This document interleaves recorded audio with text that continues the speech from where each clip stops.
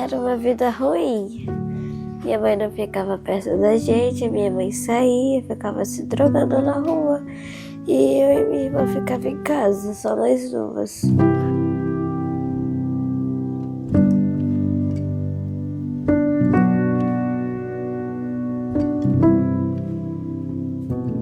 Quando você estava se drogando, você não conseguia cuidar delas? Conseguia, mas não dava carinho. Fazia comida, eu fazia, limpava a casa.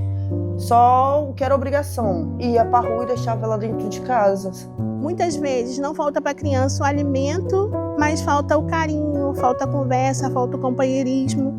Então a maior parte dessas mulheres chegam aqui entendendo a maternidade de uma forma diferente, né? Entendendo que maternidade é cuidado físico. Eu deixei de ser mãe para os meus filhos por causa disso, porque eu ficava muito no meu quarto, né? E deixava eles na sala, na televisão, por conta de televisão, por conta de celular. Então, agora, hoje em dia, eu reparo que não estava tão certo, porque o que é uma mãe, para mim, é estar um momento com a filha, ter companheirismo, estar conversando, entendendo mais o que ela quer dizer, porque eu não tinha nem essa paciência para entender o que ela queria conversar comigo. Cheguei até botar uma câmera na sala de casa para poder vigiá-los pelo celular, enquanto eu ficava no quarto me drogando.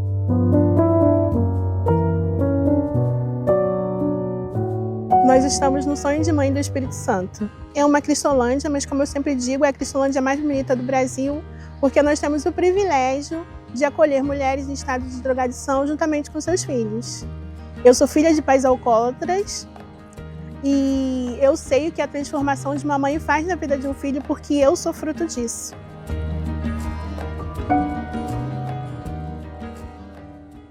Era totalmente triste.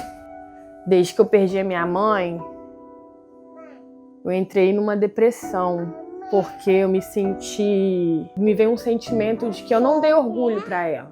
Eu sou filha de pastor, fui criada e nasci e fui criada num lar evangélico.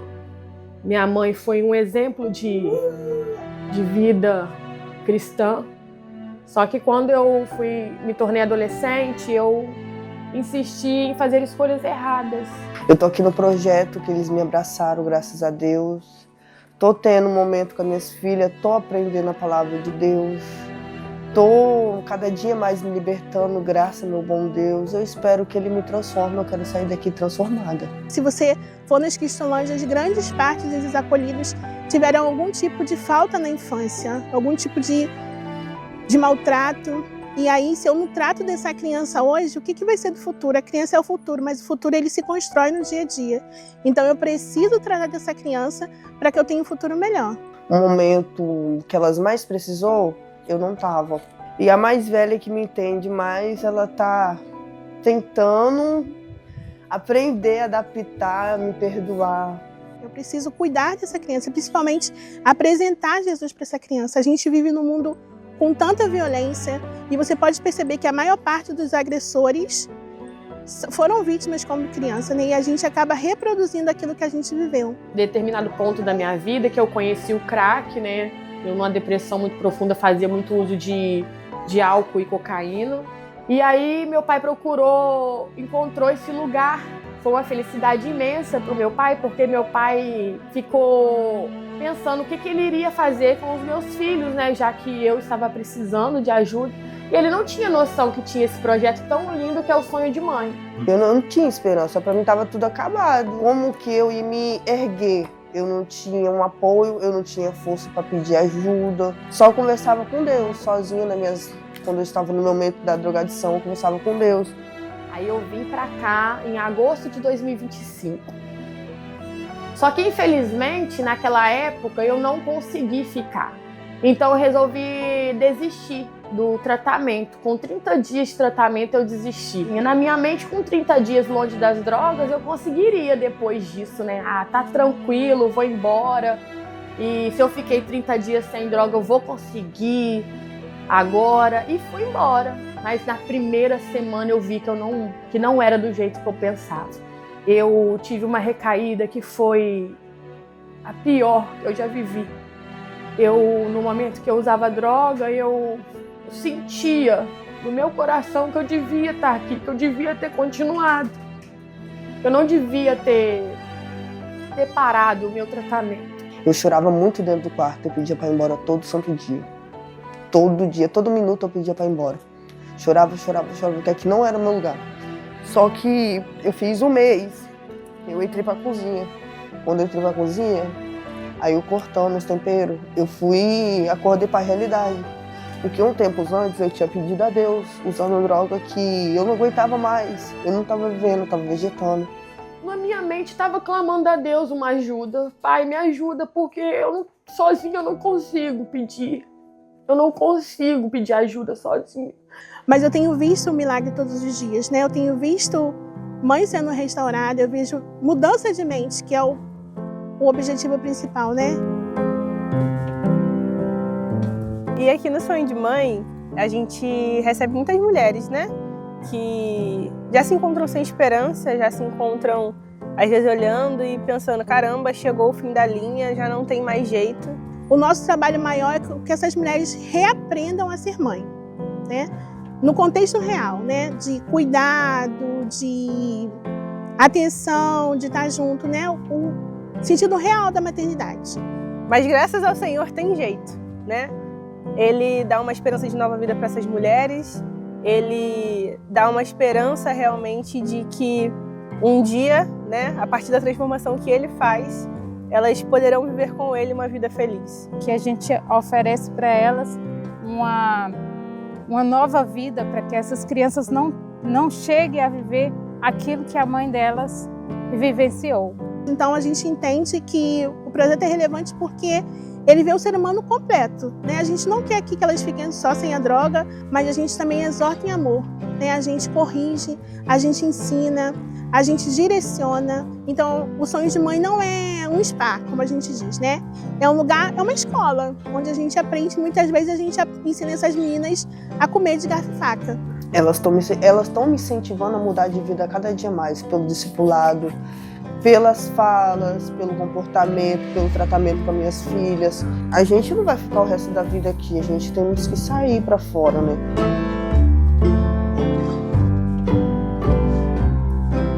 A diferença é nítida, assim, do comportamento dos meus filhos desde que entraram aqui.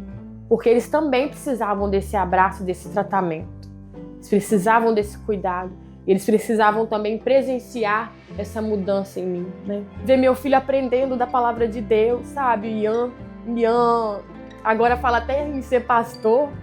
Coisas que me vêm à memória da minha infância, do meu pai e a minha mãe me ensinando. E que eu não tive a sabedoria, não tive o discernimento, não tive a força para poder ensiná-los. Agora eu estou aqui no Projeto Sonho de Mãe e eles estão tendo a oportunidade de aprender. Acordo, dou um beijo em uma, dou um beijo na outra, vamos tomar um banho, vamos se cuidar, vamos fazer devocional com as missionárias. Uma coisa que nem isso eu fazia, orar para tomar um café, nem tomava café. Hoje eu dou graças a Deus porque eu tenho uma alimentação boa, no horário certo, não só eu, mas as minhas filhas. Agora é lindo ver a mudança deles, porque eles mesmos não têm aquela briga que ficava dentro de casa, uma gritaria, porque não tinha disciplina correta, não tinha uma rotina. Aqui eles têm uma rotina. Tem um momento família, que é um momento muito importante do nosso dia aqui, que é o momento que a gente vem para o nosso quarto, fica com as crianças, e nesse momento eu consigo ler uma história para os meus filhos, pegar um simples livro e ler uma historinha, ou então pegar a Bíblia. Eles também sentem essa mudança. Eles sentem que tá ficando melhor. Tá sendo maravilhoso pra mim e pra minha irmã. Que minha mãe fica perto da gente, não fica longe. Ela dá mais atenção. Que ela continue e dê amor, dando amor pra nós duas. E não pare de dar amor.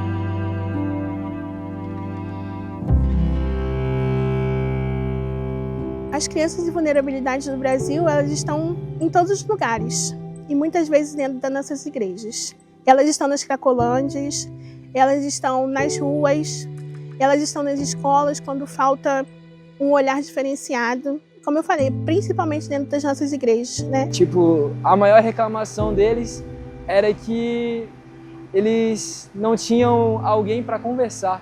Muitas vezes a gente na nossa casa, a gente se pergunta sobre coisas banais, sobre eu quero um celular novo, eu quero uma TV, eu quero um videogame, e ver essas crianças que simplesmente queriam atenção, simplesmente queriam um pouco de carinho, um abraço, um sorriso, e ver como elas foram completas, apenas com um pouco da nossa atenção ali. A mudança de Williane muda gerações, né? Muda gerações. Então ela alcança a Isis, ela alcança Ian, ela alcança Davi, ela alcança Isabela. Então a gente sabe que essa gota vai espalhar. A gente vê a pessoa hoje, mas a gente sabe que são gerações que serão transformadas, né? Como eu falei, a minha geração foi transformada porque a gota, que era minha mãe, né, fez diferença. Cada criança que a gente discipula, cada criança que a gente cuida, é uma família, é um bairro que está sendo transformado, está sendo alcançado pela graça de Cristo. Fazer parte do sonho de mãe, fazer parte desse projeto que é tão relevante não só para a gente batista, mas para toda a sociedade brasileira, é um privilégio. É correto afirmar que Jesus está no barco, que conseguimos levar carinho, amor, não somente cuidados médicos, mas cuidados de alma mesmo. Assim como eu, quando muito pequeno, estive aqui também, fui uma dessas crianças evangelizadas. Hoje, estar aqui evangelizando essas crianças é a minha maior experiência, minha maior felicidade, de poder falar sobre Jesus, falar sobre o seu amor e falar de tudo aquilo que ele veio trazer para essas crianças.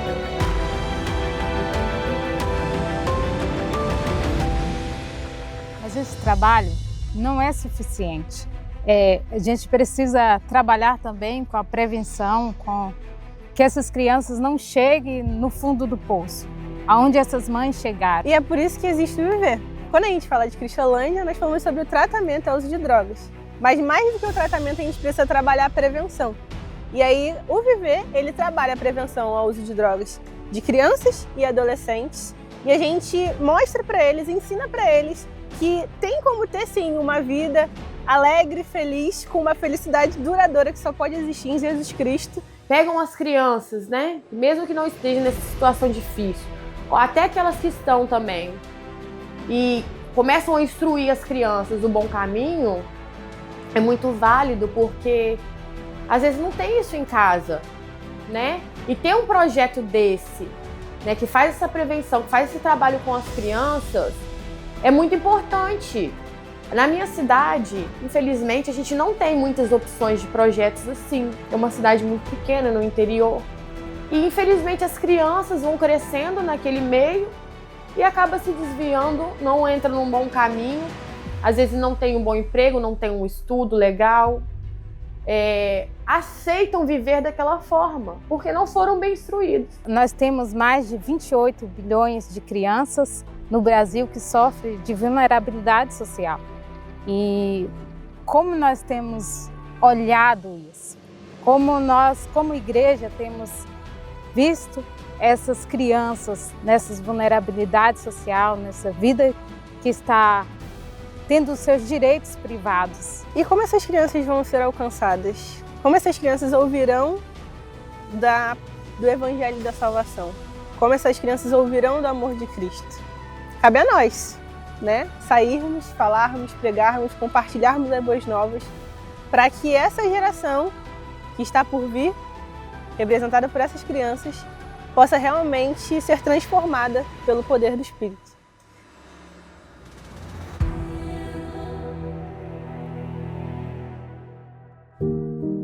Eu quero ser uma mãe protetora e cuidadora. Eu vou ser quando sair daqui. Vou dar orgulho às minhas filhas, vou trabalhar, vou amar mais uma, mais a outra. Vou estar sempre do lado para o que der e vier. Não vou deixá-las mais de lado. A gente tem ido a PIB de Jacaraípe e quero muito fazer parte dessa congregação, assim que eu me batizar e finalizar. Me casar também, tá tudo certinho, se Deus quiser. Vou sair daqui casada, minhas missionárias vão me ajudar nessa missão. Eu e João oficializar, né, nosso casamento perante a nossa família e diante do Senhor também, né, que é o mais importante para Deus nos abençoar depois do meu batismo. Minha filha, segue firme, firme e constante no Senhor. Acredite que o Senhor pode transformar realmente a sua vida. A gente só está aqui como instrumento, que a gente faz a transformação de fato. Mas o Senhor, aquele que é soberano, aquele que comanda toda essa obra, Ele é capaz de mudar não só a sua vida, mas as suas crianças e da sua família. De reescrever a sua história. Lá atrás, vocês construíram uma história em que, em muitos pontos, infelizmente, a gente precisa realinhar, reajustar. Mas graças ao Senhor Jesus, Ele pode reescrever, Ele pode mudar essa situação e Ele pode fazer com que vocês realmente sejam uma família firmada nele, vocês vivam realmente as bênçãos que Ele tem preparado para vocês. Vão viver desafios? Sim, mas vocês vão superar esses desafios na força do que o Senhor dará a vocês. A força que só Ele pode dar. Eu não tive um sonho de mãe, mas eu tive alguém que cuidou da minha mãe. E hoje o Senhor me dá o privilégio de fazer esse cuidado. O Senhor me dá o privilégio de fazer por essas meninas o que foi feito por mim. Foi como eu falei, hoje eu sei o que uma mãe transformada, o que uma vida transformada pode fazer em gerações. Eu agradeço a Deus todos os dias por você e as outras missionárias estarem aqui. Todas vocês. Eu agradeço a Deus porque vocês são resposta do Senhor em nossas vidas. Eu aprendi a agradecer a Deus a cada momento que eu passo aqui com vocês, porque tem sido extraordinário. São coisas que eu não tive a oportunidade e o coração aberto lá fora sozinha para ter. Perdoa a mamãe por tudo que eu fiz. Mamãe. Eu te amo, tá? E aí, pra daqui pra frente, quando a gente sair daqui, mamãe promete nunca mais deixar você de lado. Tá bom? Obrigada. Abraça aqui, eu Jô. amo vocês, amo vocês. É tudo pra mim, tá? Mamãe te ama, tá, filho?